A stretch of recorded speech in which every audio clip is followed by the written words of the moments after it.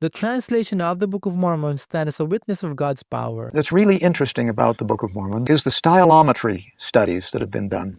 Computer analysis is sophisticated enough now that you can take a text. You take 10 letters, and let's say 3 of them are written by one person and a bunch of others written by different people.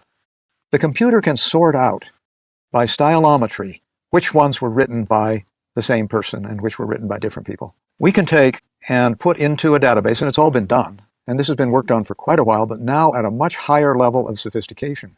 You take all of Alma's words, you take all of Abinadi's words, you take all of Mormon's words, you take all of Jacob's words, and you put them into separate files and ask the computer, it's a supercomputer with a very sophisticated program, do these different writers separate out, or is this all coming from one, either as an author or a translator? And the results?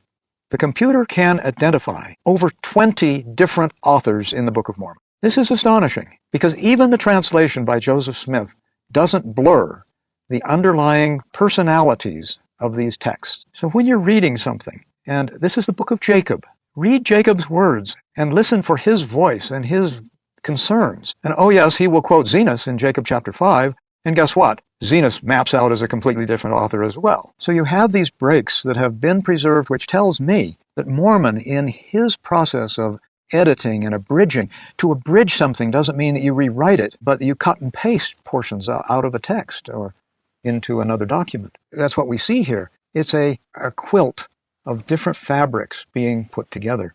Now that's kind of interesting all by itself.